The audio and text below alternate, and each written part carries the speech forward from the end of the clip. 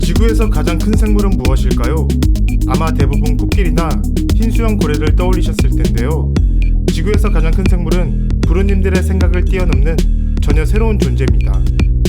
이번 시간에는 부로님들이 몰랐던 지구에 관한 사실 7가지를 설명요정 부마가 설명하겠습니다.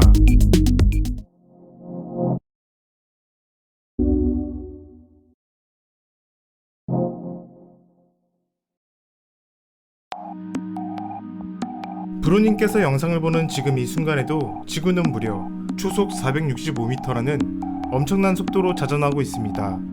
이로 인해 낮과 밤이 생기게 되는 것인데요. 그런데 왜 우리는 초속 465m라는 지구의 자전 속도를 전혀 느끼지 못하는 걸까요? 지구의 둘레는 약 4만 km입니다. 지구는 하루에 한 번 자전을 하므로 24시간에 360도를 돌게 됩니다. 이는 1분에 0.25도, 4분의 1도만큼 움직이는 것으로 아주 미미한 것입니다. 밤하늘에 떠있는 별들의 움직임을 우리가 잘 느끼지 못하는 것처럼 말입니다. 또한 우리는 중력에 의해 지구와 함께 움직이고 있어서 속도의 변화가 없으므로 가속도는 0이 되고 뉴턴 제2 법칙에 의해 받는 힘도 0이 됩니다. 달리는 버스에서 눈을 감고 있으면 시각적인 요인이 없어지면서 버스가 달리고 있다는 사실을 잘 느끼지 못하게 되는데, 이와 같은 맥락이라고 생각하면 이해가 쉽습니다.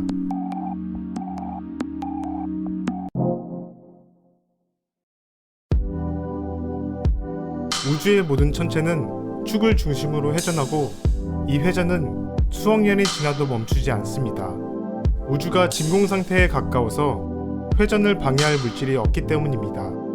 지구는 태양을 축으로 공전하는데 한 바퀴를 다 도는데 약 1년이 걸립니다.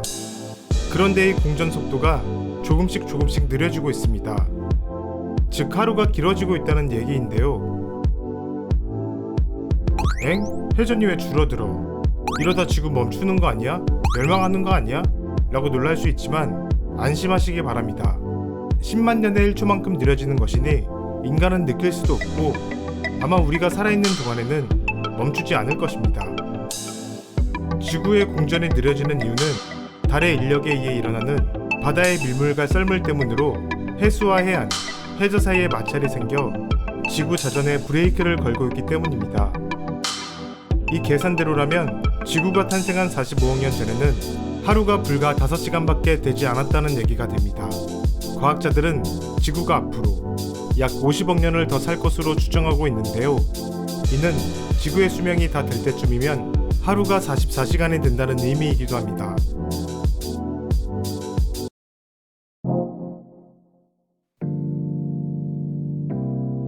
자, 잠시 눈을 감고 지구상에서 가장 큰 생물을 생각해 보겠습니다. 하나, 둘, 셋. 아마 대부분 흰수염 고래를 떠올리셨을 텐데요. 흰수염 고래는 길이만 무려 30m로 아파트 10층 높이에 달하는 데다가 몸무게가 180톤에 이를 정도로 어마어마하게 큰 생물임에는 틀림없지만 가장 큰 생물은 아닙니다. 지구에서 가장 큰 생물은 바로 뽕나무 버섯 속의 꿀버섯 종입니다. 이 꿀버섯 중 가장 큰 녀석은 미국 동부 오리건주 블루산 멜휴어 국립산림지대에서 발견되었는데요. 나이가 무려 2400살은 된 걸로 추정되고 그 크기가 900만 제곱미터로 축구장 8개 크기에 해당합니다.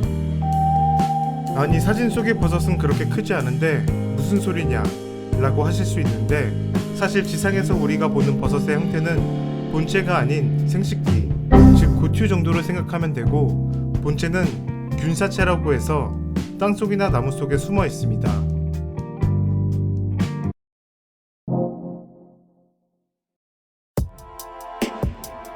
우주에서 지구로 날아오는 것은 별똥별과 어쩌면 UFO뿐만이 아닙니다. 아마 우주먼지가 오래전부터 지구로 날아들어온다는 사실을 모르셨을 텐데요. 우주먼지란 우주에서 지구로 날아온 1mm 이하의 작은 입자를 말하는데 연간 약 1만 4천 톤이 지구로 내려앉고 있습니다. 우리 대한민국이 지구 면적의 0.06%를 차지하는 것을 감안하면 매년 약 8.4톤의 우주먼지가 우리 대한민국으로 내려앉는 것입니다. 전 지구적으로 내려앉기 때문에 지붕에 자석을 대고 붙는 이물질을 세척해서 관찰하면 우주먼지를 발견할 수도 있다고 합니다. 이런 우주먼지는 46억 년 전 태양계가 만들어질 당시에 생성된 것들이 많아서 초기 태양계가 어떻게 만들어졌는지에 대한 비밀을 담고 있다고 합니다.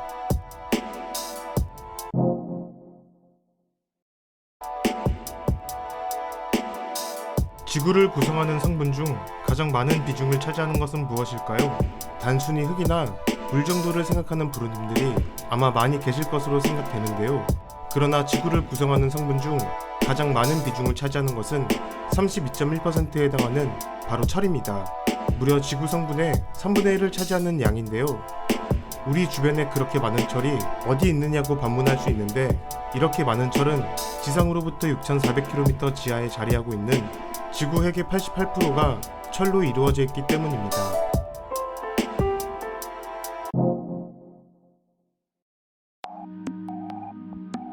지구의 위성이자 가장 가까운 천체인 달은 어디서 온 것일까요? 우주의 행성들은 저마다 다른 종과 비율의 동위원소를 가지고 있습니다. 그리고 이 동위원소는 일종의 지문 역할을 하기도 하는데요. 지구의 경우 산소의 99.9%가 중성자와 양성자가 각각 8개씩인 16O이고, 나머지 중성자가 하나, 두 개가 더 많은 17O 와 18O입니다. 여기서 오는 산소이고, 숫자는 산소의 질량 수를 말합니다. 미국 UCLA의 지구행성 우주과학과의 에드워드 영 교수팀은 아폴로 12, 15, 17호에서 채취한 달 암석 7개와 아리조나에서 채취한 화산암 6개의 동위원소, 즉 지문을 비교 분석한 결과 지구와 달은 거의 차이가 없었다고 합니다. 정리하면 달이 지구의 일부였을 가능성이 매우 크다는 말이 됩니다.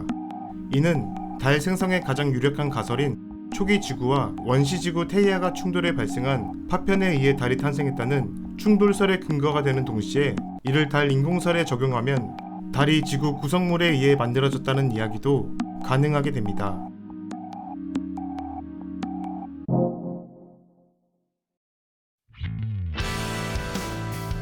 남미 페루에 위치한 미안투야쿠 강은 섭씨 50에서 90도, 거의 100도에 달하는 온도로 매일 끓고 있습니다.